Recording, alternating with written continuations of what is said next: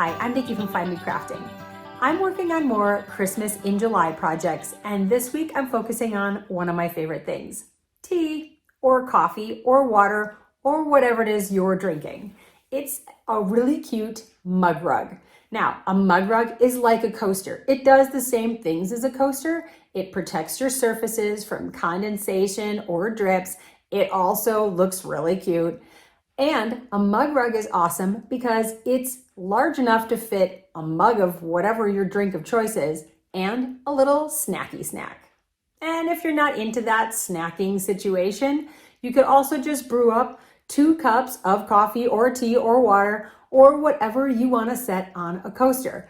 I can't handle a whole lot of caffeine, but I drink herbal tea all day long. And I don't really like having to go back to the pot and keep brewing things. So I brew multiple cups all at once. And what an awesome way to set it on a countertop or table or desk and keep everything protected and looking awesome. This mug rug design is very beginner friendly because it doesn't have any binding around the outside. Looks really great, but is quick and easy to put together.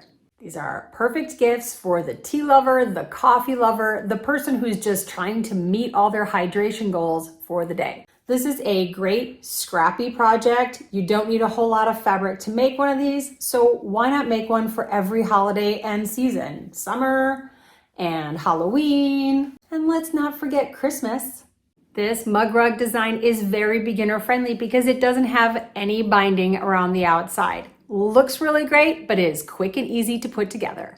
And if you're going to be giving them away, I also have some free tags you can print out that explain just how awesome a mug rug is. They'd also be awesome to sell year-round at craft fairs or markets. Come on, I'll show you how. Let's talk about what you're going to need for supplies. You're going to want 6 different patterns or prints of cotton woven fabric. They're all cut at different sizes.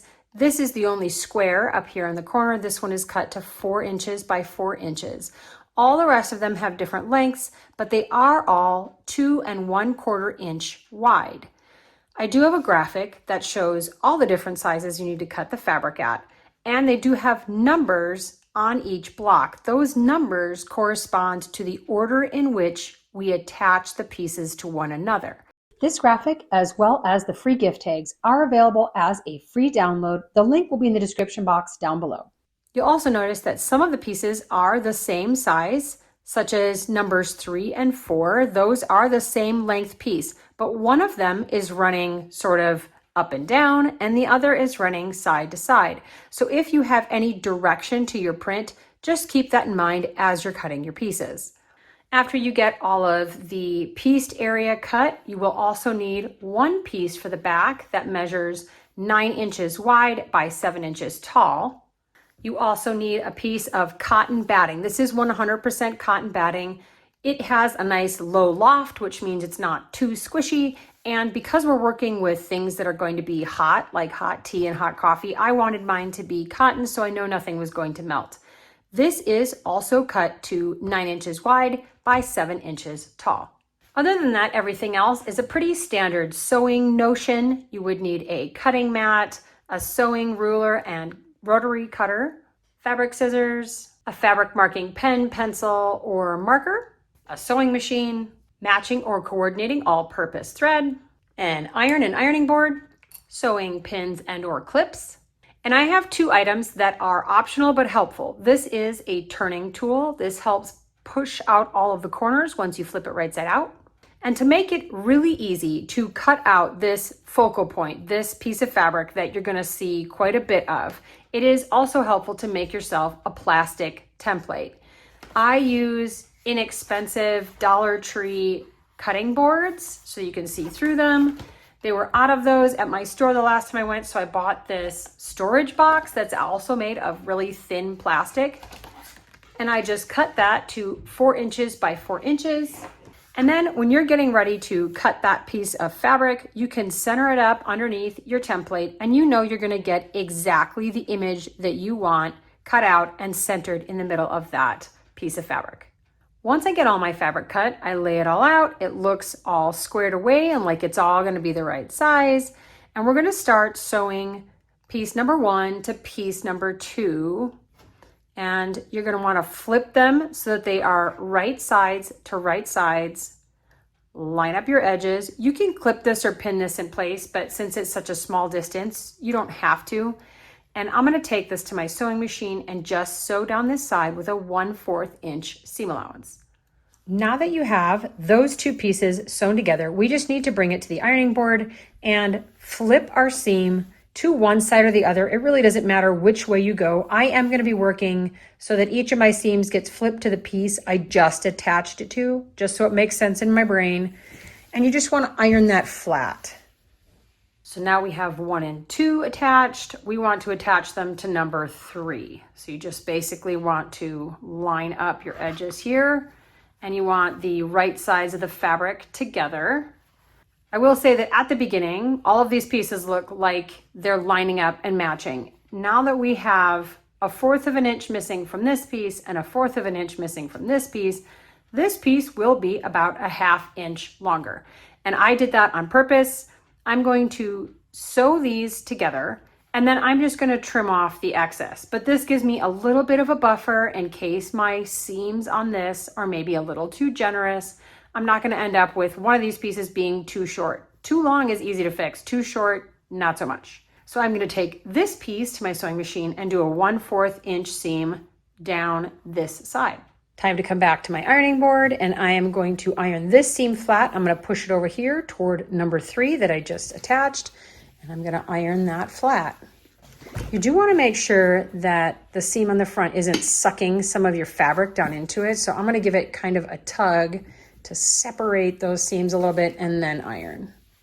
And just to make it a little bit easier, I'm going to be trimming off these ends with just my scissors, not super precise, but I want to cut off a lot of my excess.